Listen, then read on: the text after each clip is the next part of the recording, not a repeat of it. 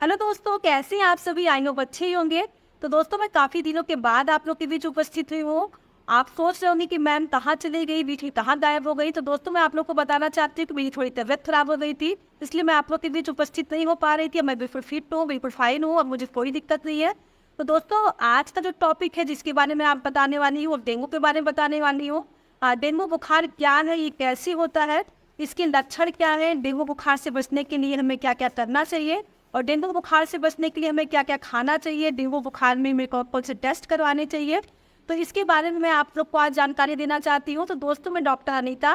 अगर दोस्तों अभी तक आपने चैनल को सब्सक्राइब नहीं किया हो तो प्लीज़ जाके चैनल को सब्सक्राइब करें और बेल आइकन को जरूर प्रेस करें ताकि आपको नोटिफिकेशन मिलता रहे। तो दोस्तों, डेंगू बुखार ये वायरल इन्फेक्शन है। डेंगू बुखार ये वायरस की वजह से होता है। ये वायरस फीमेल एडिस इजिप्टी नामक मच्छर काटने की वजह से होता है। बरसात के समय जब पानी इकट्ठा हो जाता है, बरसात का जब पानी इकट्ठा हो जाता है या कूलर के पानी में, उसमें अंडे देना शुरू कर देती है ये।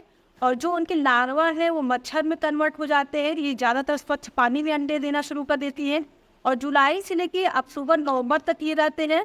जब सूरज सुबह निकलता है उसके 2 घंटे बाद और सूरज डूबने के 2 घंटे पहले पहले ये काटता है और रात में नहीं काटता ये मच्छर। और ये कोई छुआछूत बीमारी नहीं है दोस्तों, ये सिर्फ मच्छर काटने से होता है। डेंगू एक व्यक्ति से दूसरे व्यक्ति में नहीं फैलता है और न कि उसके साथ रहने से और न कि उसके साथ खाना खाने से ये फैलता है। ये सिर्फ एडिस मच्छर काटने की वजह से ये होता है। तो दोस्तों, अगर घर में डेंगू का मरीज है, मच्छर को काट लेता है, जो मच्छर डेंगू के मरीज की ब्लड को शक कर लेता है, फिर दूसरे स्वस्थ व्यक्ति के पास जाता है, तीसरे के पास जाएगा, तो उसको भी डेंगू होने के चांसेस ज़्यादा हो जाते हैं। और जो ये वायरस है वो स्वस्थ आदमी के पास चला जाता है। डेंगू का वायरस 7वें दिन से 10वें दिन तक रहता है और शुरुआत से तीसरे दिन से 7वें दिन तक मरीज की हालत काफ़ी ख़राब हो जाती है। कई बार लापरवाही बरतने के कारण ये जानलेवा भी बन जाती है। तो दोस्तों, आइए जानते हैं डेंगू के क्या क्या लक्षण है। डेंगू के लक्षण में तेज बुखार आना और सर में दर्द होना, आंखों का लाल हो जाना, आंखों में दर्द होना, पेट में दर्द होना, उल्टी आना, पूरे बदन में दर्द होना, मांसपेशियों में काफ़ी तेजी से ऐंठन होना और पैर का फटना, चक्कर आना। कभी कभी दोस्तों पित्त की थैली में भी सूजन आ जाता है और सूजन आ जाने के कारण एसाइटिक फ्लूइड बन जाता है और लीवर में भी सूजन आ जाता है।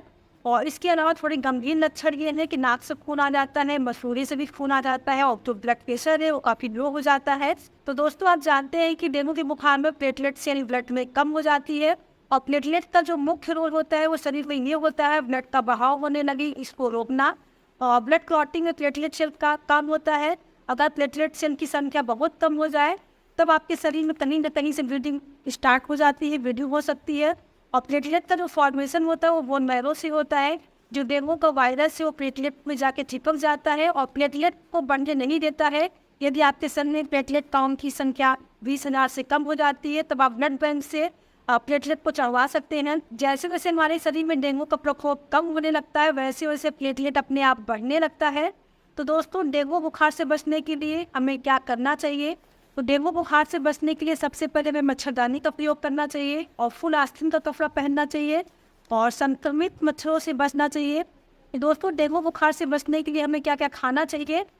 तो हम दलिया का सेवन कर सकते हैं, मूंग की खिचड़ी हम खा सकते हैं और तुलसी का चाय पी सकते हैं, नारियल पानी पी सकते हैं, अनार का जूस पी सकते हैं, सेब खा सकते हैं, पपीता खा सकते हैं, कीवी फल खा सकते हैं, बकरी का दूध पी सकते हैं और पपीते के पत्ते का रस और गिलोय का जो रस होता है काफ़ी कारगर होता है। ये प्लेटलेट काउंट को बढ़ाने में काफ़ी मदद करता है और मरीज़ को जल्दी रिकवर होने में भी मदद करता है और हमारी बॉडी का जो मेटाबॉलिज्म है उसको मजबूत बनाता है।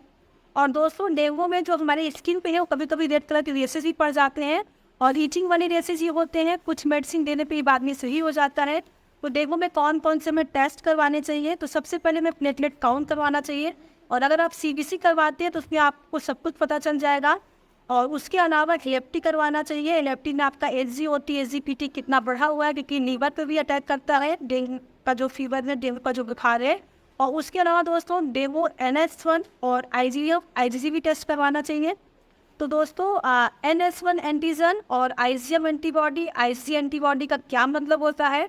तो NS1 एंटीजन का ये मतलब होता है ये नॉन स्ट्रक्चर प्रोटीन होता है, ये वायरस के ऊपर उसको हम कैप्चर्ड करते हैं। जब ये वायरस आपके शरीर में घुसता है, जब मल्टीप्लाई करता है तो NS1 एंटीजन पॉजिटिव आ जाता है। ये शुरुआत में पॉजिटिव बताता है, परंतु ये कभी कभी नेगेटिव भी बताता है। तब भी आपको डेंगू हो सकता है। और ये तीसरे दिन से 5वें दिन तक रहता है। ये टेस्ट शुरुआत में ही करवाना चाहिए और 24 से 48 घंटे के बीच करवाना चाहिए।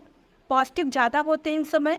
और 5वें दिन के बाद हमारी बॉडी में एंटीबॉडी बनना स्टार्ट हो जाता है, बॉडी में एंटीबॉडी बनने लगता है।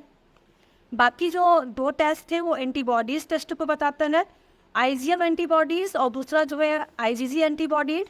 तो आईजीएम एंटीबॉडीज़ ये रिसेंट इन्फेक्शन को बताता है कि अभी अभी हुआ है, परंतु ये बुखार 5 से 7 दिन के बाद ही ब्लड में पॉजिटिव बताता है। और उसके बाद जो दूसरी एंटीबॉडीज़ है वो है आईजी एंटीबॉडीज़, और वो ये बताती है कि प्रीवियस इन्फेक्शन है, पास्ट में कभी डेंगू हुआ था और ये हमारे शरीर में 2 हफ्ते के बाद शुरू होती है। आईजीजी जो है ये बताती है उसको कभी भी इन्फेक्शन डेंगू का हुआ था।